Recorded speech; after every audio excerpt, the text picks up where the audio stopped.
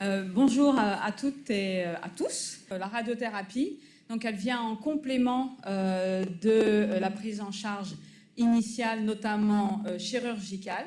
Elle permet aujourd'hui, dans la majorité des cas, la conservation mammaire. C'est quand même un élément important dans la vie des femmes et pour que la vie reprenne aussi son cours. Ça participe beaucoup au contrôle local et avec un vrai bénéfice en survie, puisque maintenant on a suffisamment de recul pour l'affirmer. Donc comme ça, on voit bien les progrès qui ont été faits. Ça, c'était la fin des années 50, début des années 60, et jusque dans les années 80-90. Hein. Moi, j'ai vu dans mon internat la bombe à cobalt. Voilà, donc c'était ça. En termes de radioprotection, c'était la catastrophe. Et c'est à ce moment-là que les femmes, elles avaient des seins qui devenaient rouges pivoine et qui ont donné des seins très durs. Hein. Et on en voit encore malheureusement en surveillance, mais elles vont bien, puisqu'on les voit en surveillance, mais avec des seins qui sont très très durs. Et peut-être qu'il faudrait qu'elles aillent voir Benjamin ou Buriel pour faire mieux. Alors ça, c'est juste pour expliquer les progrès technologiques. Alors on a bénéficié des progrès de l'imagerie, de l'informatique, des calculs mathématiques puissants qui nous permettent aujourd'hui de faire des irradiations de plus grande qualité. Parce qu'on a des doses qui sont beaucoup plus homogènes et il n'y a pas de zone de surchauffe. Et ça joue un rôle important parce que si la dose elle est homogène, il n'y a pas des zones qui vont supporter plus de doses que d'autres. Et donc il y a moins de modifications, de rétraction dans le sein.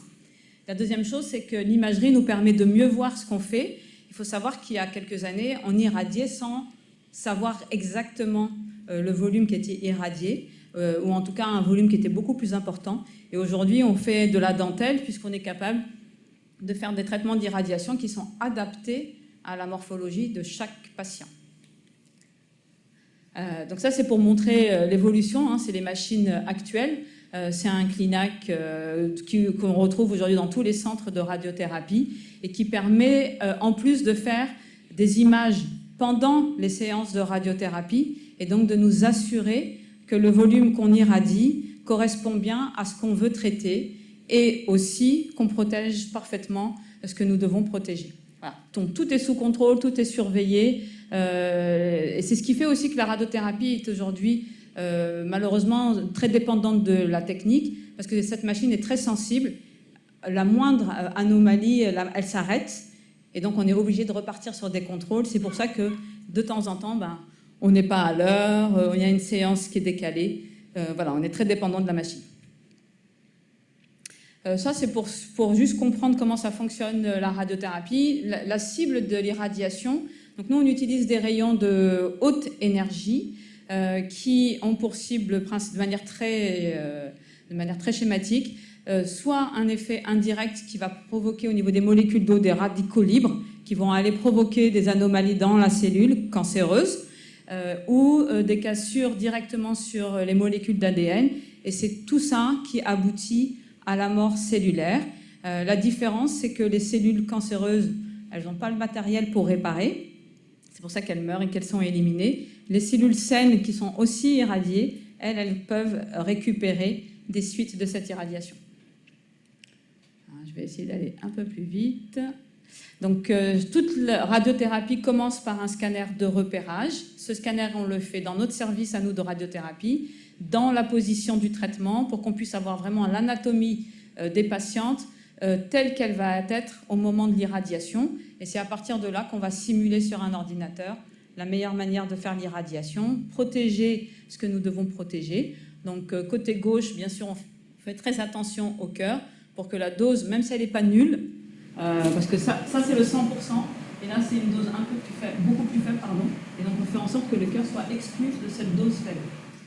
Nous, on a la chance au centre de radiothérapie Hartmann d'avoir un plateau technique de très grande qualité. On a aujourd'hui 2 alcyons avec un débarrage aujourd'hui, un Trubim et encore un Clinac qui sera changé dans les 2-3 ans.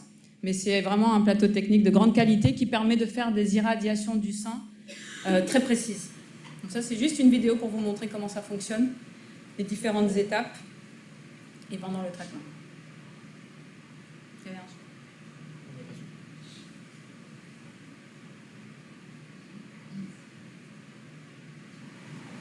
Donc ça, c'est les lames, elles sont dans la tête de la machine.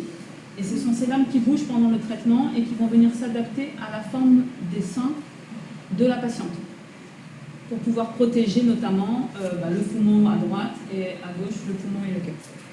Et les lames bougent pendant le traitement.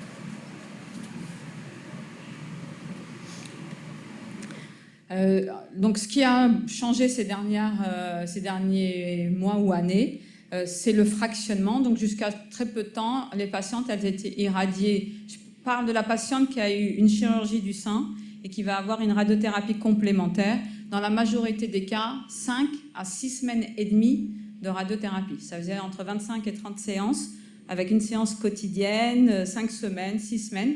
Donc c'était assez contraignant. Il y a des pays pour lesquels c'est compliqué l'accès à la radiothérapie et qui ont développé depuis plusieurs années des traitements plus courts. Mais aujourd'hui, on a suffisamment de recul pour dire que ces traitements plus courts, par exemple, ça c'était les traitements en 5 semaines, en 3 semaines, montrent des résultats qui sont équivalents. Et c'est pour ça, aujourd'hui, on a suffisamment de recul pour confirmer que faire des traitements plus courts faisait aussi bien en termes de contrôle que les traitements en 5 ou 6 semaines.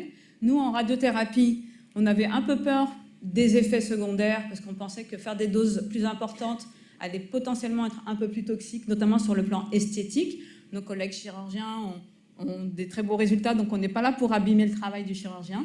Et en fait, on a observé, avec le recul aussi, que les résultats sont équivalents, voire meilleurs.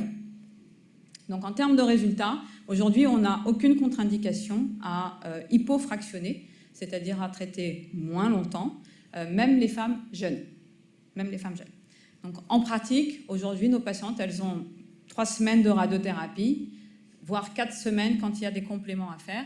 Et chez la femme plus âgée, c'est-à-dire au-delà de 75 ans, il y a des protocoles en cours pour faire des traitements encore plus courts d'1 semaine, avec des données qui sont déjà rassurantes.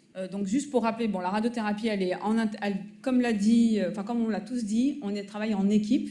Donc l'irradiation, elle va venir à côté de la chirurgie, de la chimiothérapie, de l'immunothérapie. En fait, on fait de l'immunothérapie en même temps que l'irradiation dans certains cas, et ça se passe plutôt bien. L'hormonothérapie, et puis toutes les thérapies ciblées qui sont en train d'arriver. C'est beaucoup plus rare de faire des irradiations exclusives, sauf dans des situations où malheureusement la patiente n'est pas accessible aux autres thérapeutiques.